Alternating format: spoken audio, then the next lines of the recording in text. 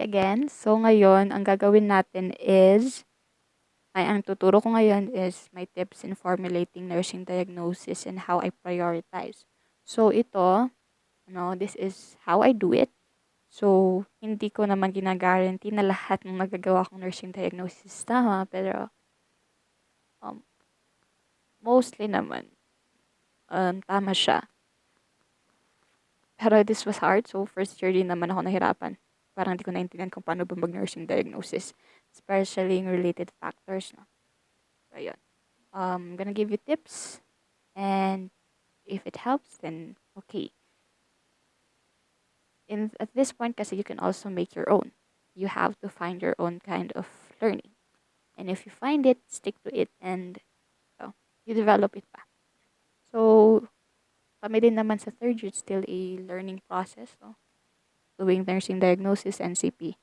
Hindi pa namin naman masyadong as in master how to do it. So, this is for formulating nursing diagnosis. So, tip number 1 is to, pag nabigay na yung case, read and reread the case.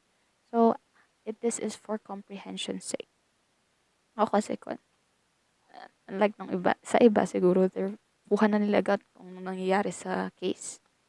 If you're the kind na kailangan to read and para mas maintindihan mo din, read and reread the case hanggang sa maintindihan mo kung anong nangyayari mismo sa patient or what's the condition, what's the situation.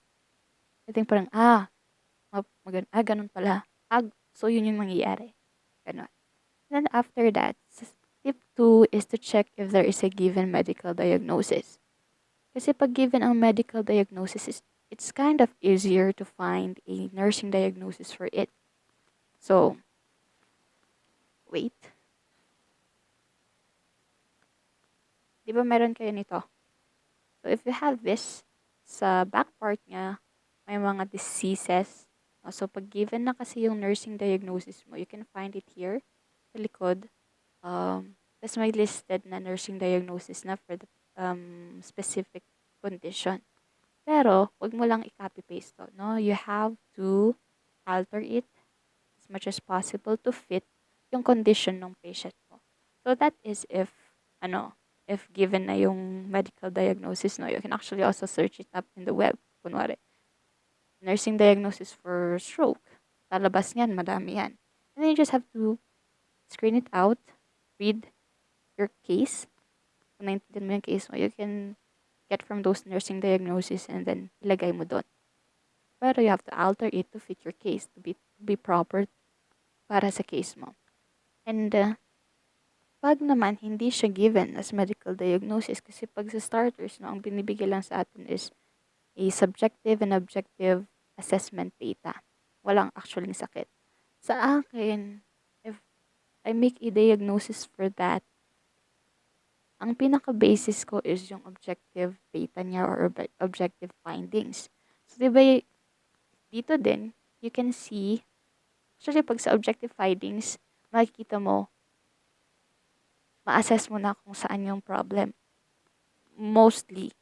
No? So, kunwari, hirap siyang huminga, yung breaths per minute niya, mababa. So, alam mo na doon sa respiratory or sa heart. So, at least you know where to, saan siya hanapin.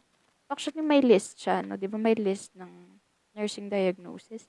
And you can see kung saan siya related. So, yung science ba or yung data ba given, is it related to a nutritional and metabolic pattern, elimination pattern, activity exercise pattern, ganun. So, you review yung overview kung ano itong mga categories of the nursing diagnosis. So, there. Then, hanapin mo. Hindi mo naman isa-isa, no?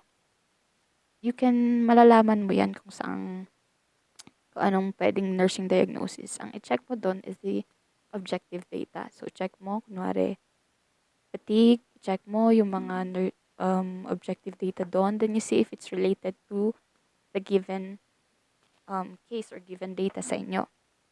So, ganun. So, yan. So, first, pag medical diagnosis, ayun, hanapin nyo, meron yung nursing diagnosis na nakalista na.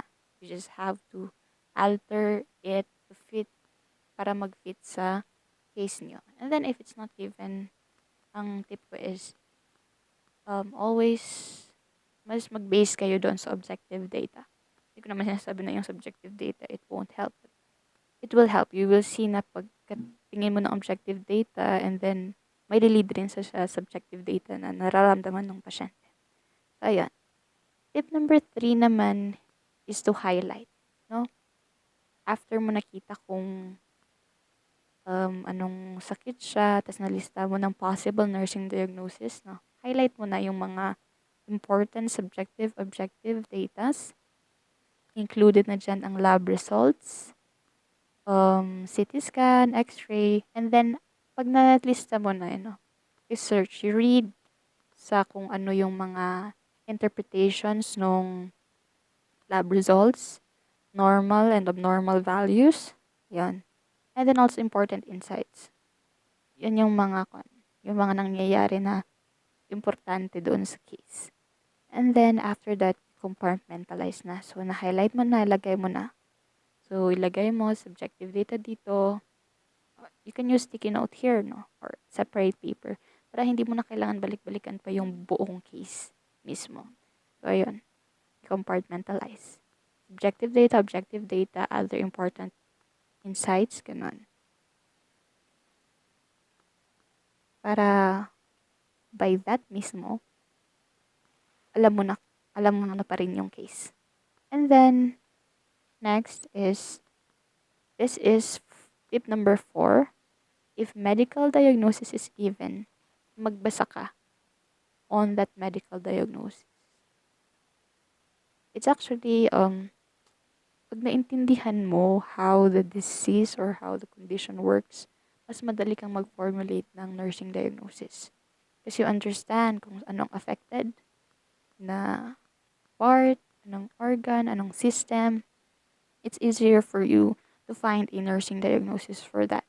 And then it's easier for you to find a related factor. Ayun. So, ayun, read on the medical diagnosis. Kunwari, stroke. Magbasa ka tungkol sa stroke. Diabetes. Magbasa ka tungkol sa diabetes. Ano ba ba? Ano ba yung mga heart problem na yan? Basta if kunwari yung mga heart conditions, and then you read on that heart condition. So, ayun. No, it really requires time, but with time din, no, magiging mabilis ka din mag-formulate ng nursing diagnosis. Kasi with all the readings, may masastore yan sa brain mo. Whether naalala mo consciously or not. Meron yan. Biglang magpa-pop up na, uy, ito yung nursing diagnosis. Uy, ito yung objective data. Uy, ito yung assessment nila. So, ito ang pwedeng nursing diagnosis. So, alam mo na kung anong nakalagay na or nakalaan na nursing diagnosis for it. And after that, no, tip number 5 na tayo doon, no. So, tip number 6, after you've read, highlighted, and compartmentalized all data.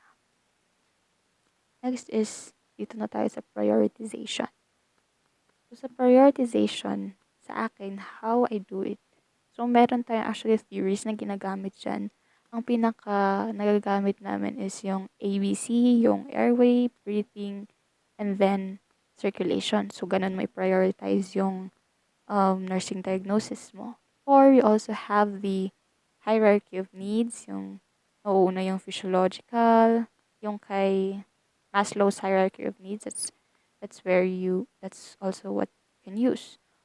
Or, sa akin kasi, what I do also, aside from using both ng theories na yon, parang tinitignan ko kung ano yung pinaka-root, pinaka-source ng mga nangyayari sa kanya. So, kunwari, ineffective airway clearance. Yun yung dahilan kung bakit may ineffective breathing pattern siya. May impaired gas exchange siya. So, yun yung ipaprioritize ko. Kasi nga, may blockage sa airway niya. Kaya siya nahihirapan huminga. Kaya umiiba yung pattern niya. Kaya, hindi nagpa-pass through yung nag-exchange ng tama yung gases doon sa loob ng katawan niya. So ayun, that's how I see it, no? You boil down to the main source kung bakit nagkakaroon ng sandamakmak na um, manifestations yung pasyente. So, yun yung tip number 6 natin. So, most likely yun lang the tips I can give. Sa explanation, rationale ng prioritization, yeah, you can use ABC, and then Maslow's hierarchy of needs. And then you can also use yung pathophysiology ng sakit. You can use that in your prioritization. Ayan. And those are my tips for doing your nursing diagnosis. I hope it helps. If you have questions, you can know where to reach me. Just PM me and I'll try my best to answer every question na you have. Pero, disclaimer ulit, um, this is for me. If you can find your own kind of learning style and how to formulate nursing diagnosis, then the better. I'm not saying na these tips always lead me to the right answers, but it helps. Ang pinaka talagang nakuha ko dito is you have to read talaga. Keep reading, keep discovering. Oh, it's minsan not something we do. It's not the easy way.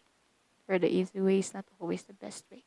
So, yeah, those are my tips for nursing diagnosis. If you have any questions pa, I'll be free to answer it. So, just wait for my replies. So, ayun. I hope it helps. Good luck sa inyo. God bless. Fighting.